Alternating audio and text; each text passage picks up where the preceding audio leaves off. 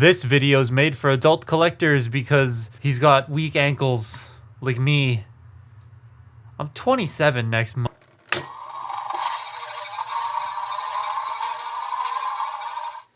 God, that sounds so sad. Oh man, that sounds broken. No.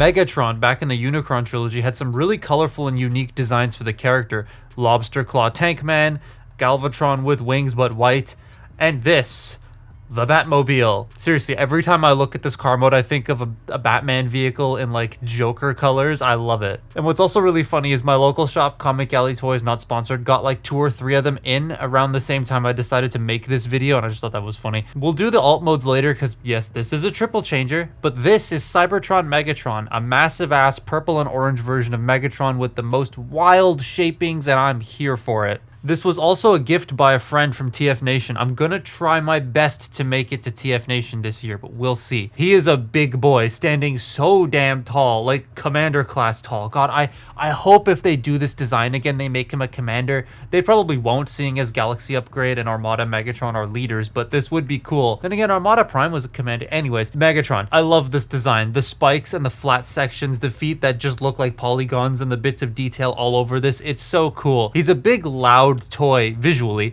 and he makes noises too, but we'll get to that later. I love this shade of orange with this like teal green color. They used a green in the joints, which works so well for the arms. The back is just the front of the car hanging out, which isn't great, but this toy is still pretty well balanced because of its large ass feet. I do love the massive embossed and painted Decepticon logo and the head, these forward facing horns and the shape of the helmet around his face. It's all epic. His ankle ratchets work a bit strange. Lining them up together can be a bit of a difficult thing to do, and getting him to stand at first can be a bit annoying because you have to figure out how the feet work in relation to the hips because they're all ratcheted. He does have this Gatling gun stored in this compartment that refuses to stay closed because this is old. But yeah, Gatling gun, it rotates if you turn this little handle. Or he has these blades that come out of the other side, and then you can slide them down and peg them in and they flare out to the arm. Both activated by a cyber key, but I don't have the original, so here's some random Earth key I found.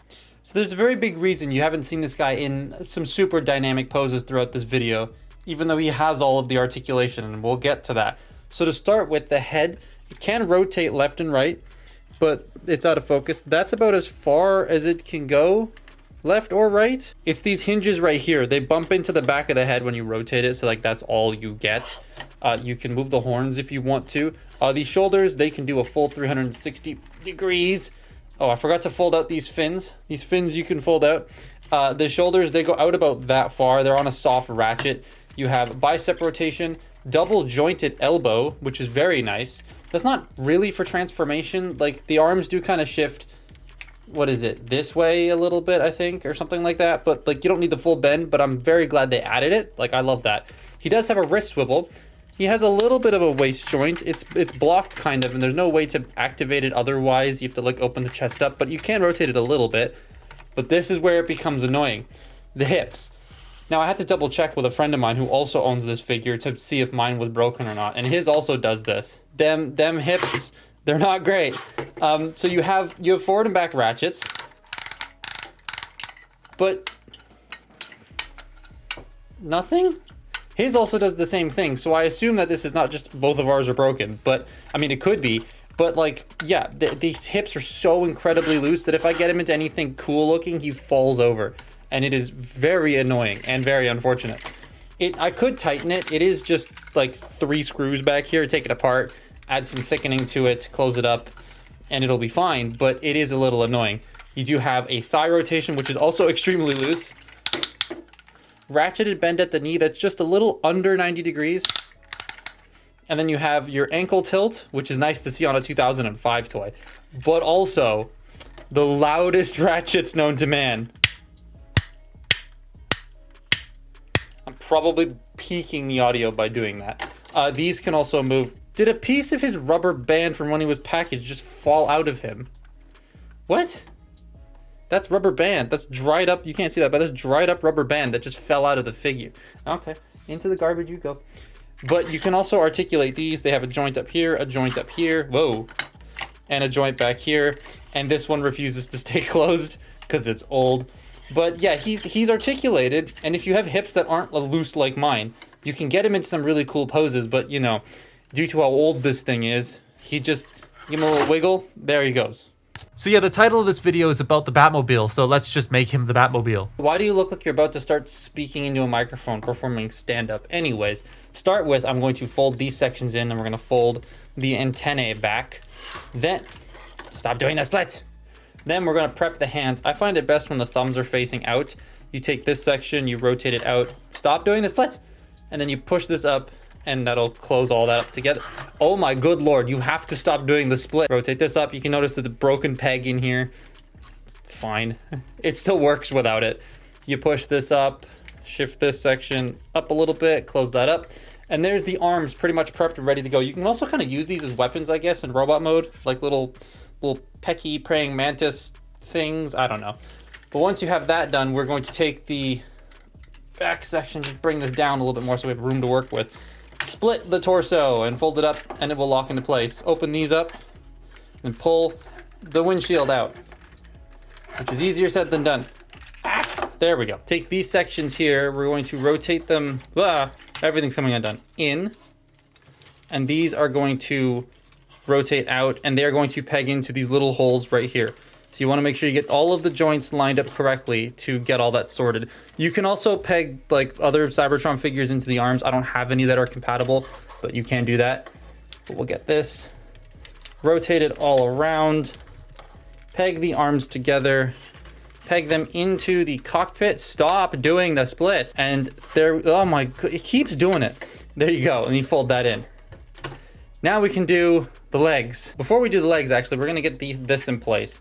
So you want to bring this section, not up, you want to bring this section out, rotate this so that it's 90 degrees, then rotate this 90 degrees, and then it's, or 180 degrees, then it's going to peg into here.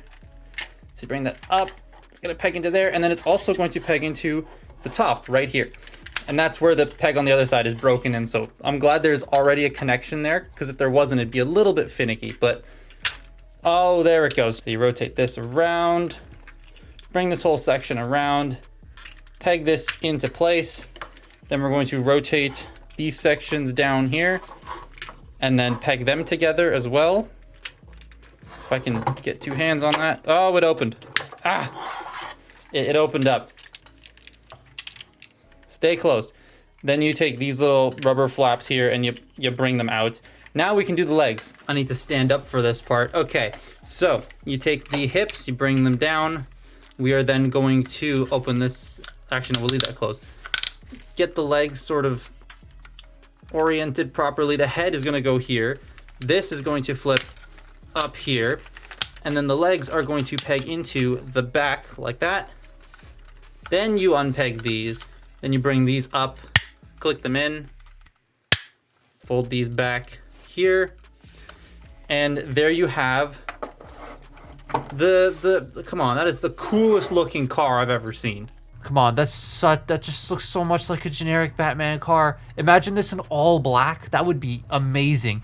I adore the size and shape of this car. It is such a heavy beast. There isn't much new in the way of detail, but I love the way it uses the robot limbs to form a pretty convincing alt mode, even though like the legs are there and the arms are there and the feet are there and so on. They're all just hanging out, but it looks cohesive and it rolls very well. Using the cyber key, you can activate some noises on the back when you pop the boosters out. Yeah, the noises sound a bit laggy. I don't know if it's supposed to be like that or if it's just old, because my Vector Prime, when I used to have that thing, sounded like it was going to die. But yeah, I did mention this is a triple changer, so let's get to the jet mode. It is the most complicated thing you've ever seen in your life. So you take this, you fold these up. Fold up, there we go. Then you unpeg the front, and then you unpeg the sides, and that opens. And then you bring this around, and it will peg into the wheels. Then you don't do that. You don't do that. Oh, for crying out loud, stop it. Stop it. Come on, come on, stay, there we go. You make sure the nose cone's still pegged together. You take this side, whoa, it's coming in half, and that's open. Okay, we're having fun, aren't we? You take this, you bring this around, you peg it into the wheel. You close this one up so that it stops doing that, and that's it. There you go, Jet. Yeah, you can flip the wings around if you want these little ones. I leave them there because that just looks a little bit better to me. But yes, yay. Yeah, it's just flip the front and struggle, and that looks like a jet of sorts. It's not the greatest, and I don't usually use this mode anyways, but it's still a very fun toy, and you can get it for some okay prices online or at used toy shops. Okay, scratch that. What the hell is this price? It is cool if you can get it for like $100 or less. That's like the most I'd recommend paying for one of these used anyways. If you're going sealed, then a little bit more, but like, yeah. 100 or less, it's not worth $300. What are you thinking, eBay? But that's been my look at Cybertron Megatron. Follow me on Twitter and Instagram, and I will see you next time. Bye-bye.